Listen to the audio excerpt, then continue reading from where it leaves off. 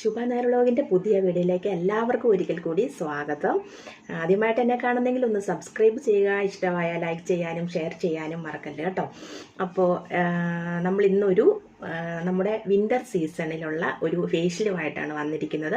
എല്ലാം നമ്മുടെ വീട്ടിൽ തന്നെയുള്ള സാധനങ്ങളാണ്. നമ്മുടെ തൊട്ടടുത്ത് തന്നെ കിച്ചണിലുള്ള എല്ലാ പ്രോഡക്ട്സുമാണ് ഞാൻ ഇപ്പോൾ എടുത്തിരിക്കുന്നത്.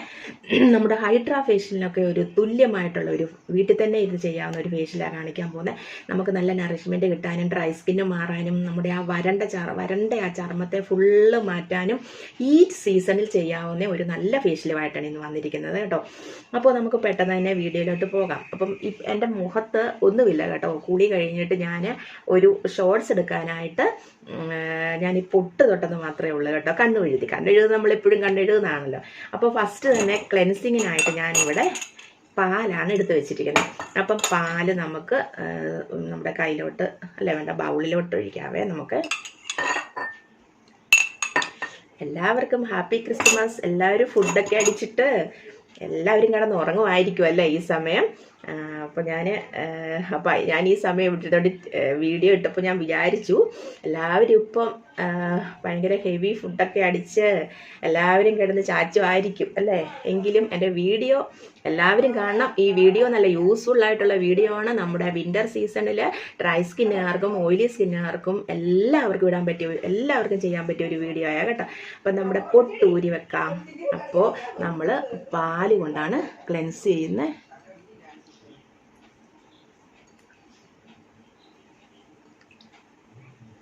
ഒരു എൻ്റെ കോട്ടൺ മേളിലാണ് കേട്ടോ. കോട്ടൺ കയ്യിലുണ്ടെങ്കിൽ കോട്ടൺ വെച്ച് നല്ലപോലെ ഒന്ന് ക്ലെൻസ് ചെയ്ത് കൊടുത്താലും മതി. ഇല്ല എങ്കിലും ഒന്നും കയ്യിലില്ല എങ്കിൽ കോട്ടണോ പാടോ എന്തെങ്കിലും ഉണ്ടെങ്കിൽ അതുകൊണ്ടങ്ങ് ക്ലെൻസ് ചെയ്ത് കൊടുത്താൽ മതി. ഇപ്പം ഞാൻ കൈകൊണ്ട് തന്നെ ചെറുതായിട്ടൊന്ന് ഇങ്ങനെ ഒന്ന് ഇറ്റിച്ച് കൊടുത്തിട്ട് ഒന്ന് ചെറുതായിട്ടൊന്ന് മസാജ് ചെയ്ത് കൊടുക്കുകയാണ് ചെയ്യുന്നത്. നമ്മൾ ഓയിലൊക്കെ തേച്ചിപ്പം കുളി കഴിഞ്ഞ് അങ്ങോട്ട് ഇറങ്ങിയതേ ഉള്ളൂ കേട്ടോ. സമയം 1 മണിയൊക്കെ കഴിഞ്ഞു.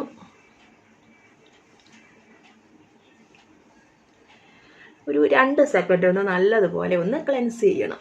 ക്ലെൻസ് ചെയ്തിട്ട് നമ്മൾക്ക് ഒന്ന് വാഷ് ചെയ്തിട്ട് വരാവേ. മുഖം നന്നായിട്ട് വാഷ് ചെയ്തു. രണ്ടാമത് എന്താ ചെയ്യേണ്ടത്? സ്ക്രബ് ചെയ്യണം. അപ്പോൾ സ്ക്രബ് ചെയ്യാനായിട്ട് ഞാനിവിടെ പയറുപൊടിയാണ് കേട്ടോ എടുത്തേക്കുന്നത്. പയറുപൊടിയാണ് എടുത്തേക്കുന്നത്. പയറുപൊടിയും പാലും കൂടെയാണ് ഞാൻ. ഇപ്പോൾ പാലിനകത്ത് കുറച്ച് കിടപ്പുണ്ടല്ലോ. ഇത്രയും പയറുപൊടിയും കൂടെ ഇതിലേക്ക് മിക്സ് ചെയ്യുവാണ്. ഈ പയറുപൊടിയുടെ സ്ഥാനത്ത് നിങ്ങൾക്ക് അരിപ്പൊടിയാണേലും പ്രശ്നമൊന്നുമില്ല കേട്ടോ. അരിപ്പൊടി നല്ല പുട്ടിൻ്റെ പൊടിയില്ലേ, നല്ല അധികം തരിയില്ലാത്ത നല്ല അരിപ്പൊടിയാണെങ്കിലും കുഴപ്പമൊന്നുമില്ല. ഇപ്പം ഞാനിവിടെ നമ്മുടെ ഓയിലിനായിട്ട് നമ്മൾ പൊടിച്ച് വെച്ചിട്ടുണ്ടല്ലോ. അപ്പോൾ അതാണ് ഞാൻ ഇന്നിപ്പോൾ ഓയിൽ തേച്ചിട്ട് വെറുതെ കളഞ്ഞതേ ഉള്ളൂ കേട്ടോ. സോപ്പും ഫേസ് വാഷും ഒന്നും ഇട്ടില്ല. അപ്പോൾ നിങ്ങളെ ഈ പയറുപൊടി ഇട്ട് കാണിക്കേണ്ടതും കൊണ്ട് ഞാൻ കുളിച്ചപ്പോൾ വെറുതെ കഴിയതേ ഉള്ളൂ കേട്ടോ. പിന്നെ ചിലർ പറയുന്നുണ്ട് ഈ പയറുപൊടി തേക്കുമ്പോൾ മുഖം ഡ്രൈ ആവുന്നുണ്ട്, ചിലർക്ക് ചൂടുകുരു പോലെ വരുന്നുണ്ടെന്നൊക്കെ പറയുന്നുണ്ട്. പയറുപൊടി നല്ല തണുപ്പുള്ള സാധനമാണ് കേട്ടോ. കടലമാവും അതുപോലെ തന്നെയാണ്. എങ്കിലും നമ്മൾ പാലിനകത്ത് നല്ലതുപോലെ ഒന്ന് റബ്ബ് ചെയ്യണം. മൂക്കിൻ്റെ 2 side, blackheads, whiteheads, dead cells എല്ലാം മാറാനായിട്ടാണ് നമ്മളിങ്ങനെ നല്ലപോലെ ഒരു സ്ക്രബിങ് കൊടുക്കുന്നത്. ചുണ്ടിൻ്റെ 2 സൈഡ്, മൂക്കിൻ്റെ 2 സൈഡ് നല്ലതുപോലെ മസാജ് ചെയ്യുക.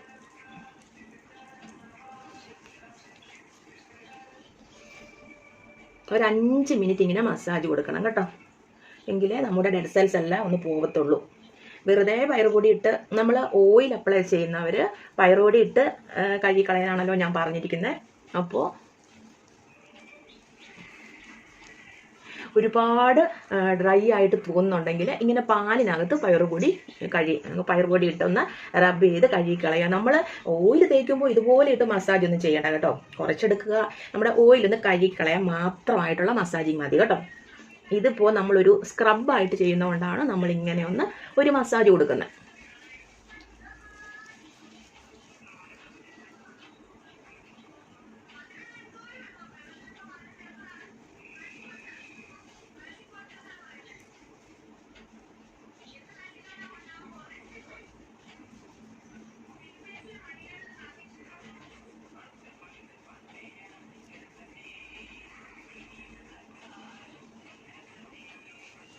മുക്കുകളൊക്കെയാണ് കൂടുതലും വൈറ്റ് ഹെഡ്സും ബ്ലാക്ക് ഹെഡ്സും പിന്നെ ഈ ഒരു സൈഡിലൊക്കെയാണ് കൂടുതൽ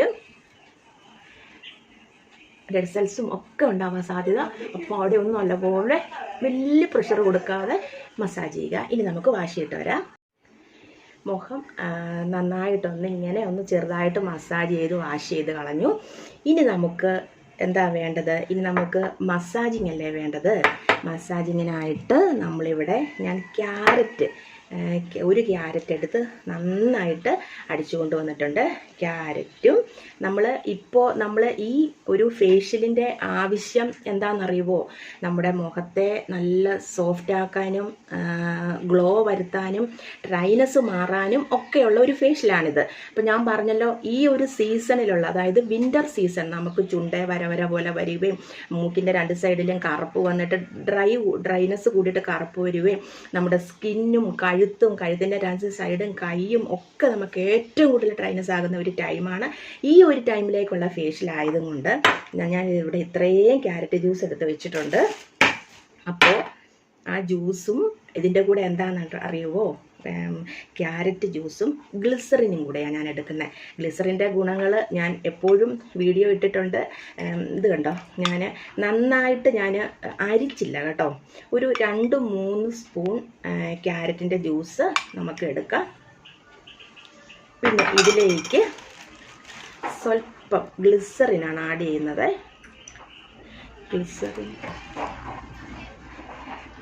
ക്യാരറ്റ് ജ്യൂസും ഗ്ലിസറിനും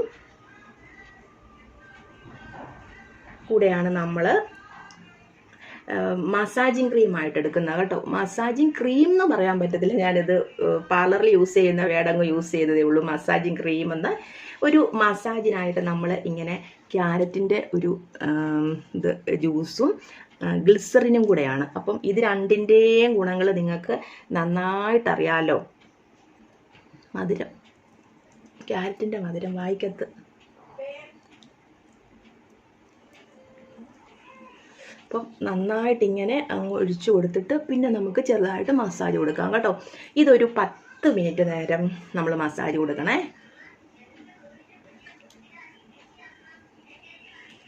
എൻ്റെ ചുരിദാറിലൊക്കെ പറ്റി, ഇത് അലക്കാനിട്ടിട്ടുണ്ട് ചുരിദാർ, അതുകൊണ്ടാണ് ഞാനിപ്പോൾ എടുത്തിട്ട്.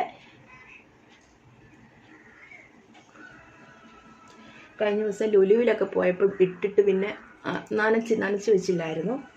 അപ്പോൾ അതുകൊണ്ടായിട്ടത് കേട്ടോ. അല്ലെങ്കിലും കറയൊക്കെ കാണും ക്യാരറ്റിൻ്റെ ഒക്കെ. നിങ്ങൾ ടർക്കി ഇട്ടുകൊണ്ട് തന്നെ. ഇനി ചെറുതായിട്ട് ഒന്ന് മസാജ് കൊടുക്കുക.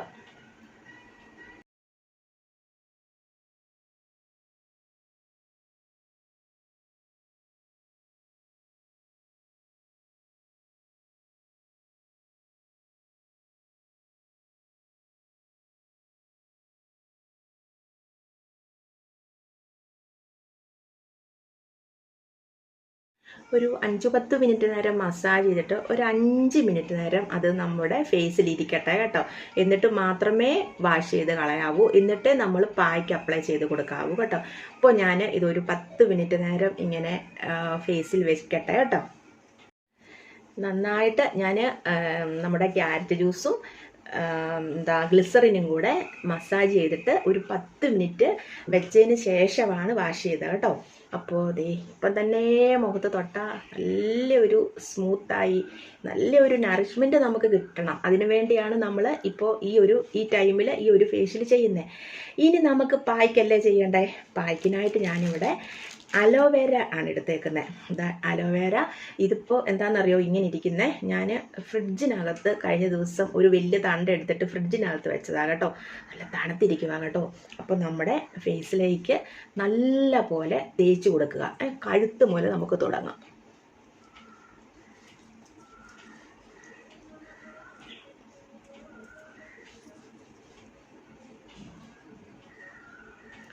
അലോവേരയുടെ ഗുണങ്ങൾ ഞാൻ എപ്പോഴും പറയേണ്ട ഒരാവശ്യവും ഇല്ല, എല്ലാവർക്കും അറിയാവുന്നതാണ്. ഫ്രഷ് അലോവേര ആയതുകൊണ്ട് ഒന്നും കൂടെ ഗുണമേറും. ജെല്ലാണ് നിങ്ങളുടെ കയ്യിലിരിക്കുന്നത്. നിങ്ങളുടെ കയ്യിൽ ഫ്രഷ് ഇല്ല എങ്കിൽ നിങ്ങൾ ജെല്ല് തന്നെ എടുത്ത് ഇങ്ങനെ ഒന്ന് മസാജ് കൊടുക്കുക. മസാജ് കൊടുത്തിട്ട് പായ്ക്കിനായിട്ട് ഒരു 10 മിനിറ്റ് തന്നെ, 10 അല്ല 15 മിനിറ്റ് വിടുക. പിന്നെ നല്ലപോലെ മുഖം വാഷ് ചെയ്ത് കളയുക. പിന്നെ മോയ്സ്ചറൈസർ ഒന്നും ഇട്ട് കൊടുക്കേണ്ട കാര്യമില്ല. ഏറ്റവും നല്ലൊരു മോയ്സ്ചറൈസറാണ് നമ്മൾ ഈ മുഖത്ത് അപ്ലൈ ചെയ്യുന്നത്. അപ്പോൾ പിന്നെ നമ്മൾ ഓയിലും ഒക്കെ ഇടയ്ക്കൊന്ന് കൈകൊണ്ട് തന്നെ ഒന്ന് കുത്തി കൊടുക്കുക. അപ്പോൾ ഉള്ള ജെല്ലും ഫുള്ള് ഇങ്ങോട്ട് നമ്മുടെ ഫേസിലേക്ക് അബ്സോർബ് ആയിക്കോളും. നമ്മുടെ മുഖത്ത് ചുളിവുകളും ഒക്കെ വരാതിരിക്കാനായിട്ടാണ് നമ്മൾ ഈ ഒരു സീസണിൽ ഈ ഫേഷ്യൽ ചെയ്ത് കൊടുക്കുന്നത്. നിങ്ങളുടെ വീട്ടിലും നിങ്ങളുടെ അടുക്കളയിലും തന്നെയുള്ള കാര്യങ്ങൾ തന്നെയല്ലേ. ഗ്ലിസറിൻ മാത്രം ചിലപ്പം കൈ കാണത്തില്ല അല്ലേ. ഗ്ലിസറിൻ എല്ലാവരുടെയും കൈ കാണും. എൻ്റെ വീഡിയോ ഫോളോ ചെയ്യുന്ന എല്ലാവരുടെ കയ്യിലും ഗ്ലിസറിൻ ഉണ്ടായിരിക്കുമെന്നാണ് എൻ്റെ വിശ്വാസം. കാരണം ഗ്ലിസറിനും റോസ് വാട്ടറും കൂടെയുള്ള ഒരു വീഡിയോ കുറേ ആൾക്കാർ കണ്ടത്, കുറേ ആയതാണ് അതിൻ്റെ. ഇപ്പോഴും കുറേ ആൾക്കാർ കാണുന്നതാണ് കേട്ടോ. അപ്പോൾ അത് കാണുമായിരിക്കും. പിന്നെ ഇന്നിപ്പോൾ ഞാനൊരു കമൻറ്റ് കണ്ടു. എന്താ, ഞാൻ മറന്നുപോയി. ഈ ഗ്ലിസറിൻ എന്ന് പറഞ്ഞപ്പോഴാണ് ഓർത്തത്.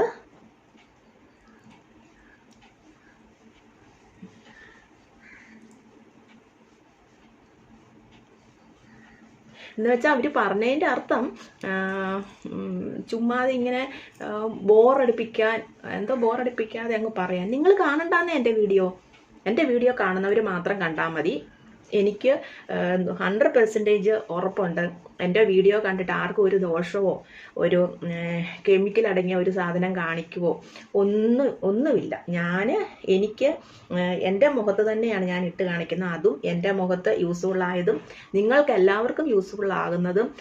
പിന്നെ സംസാരിക്കുമ്പോൾ നിങ്ങൾക്ക് അത് നന്നായിട്ട് മനസ്സിലാകുന്ന രീതി ഞാൻ പറഞ്ഞു ഫലിപ്പിക്കുന്നതാണ്. അങ്ങനെയുള്ളവർ ആ സെക്കൻഡ് തന്നെ സ്കിപ്പ് അടിച്ച് മാറിക്കോണം. അവർ വേറെ വീഡിയോ പോയി കണ്ടോണം. അല്ലാതെ എൻ്റെ വീഡിയോയിൽ ഇരിക്കണ്ട, എന്നെ കുറ്റം പറഞ്ഞോണ്ട്. അത് മാത്രമേ എനിക്ക് പറയാനുള്ളൂ.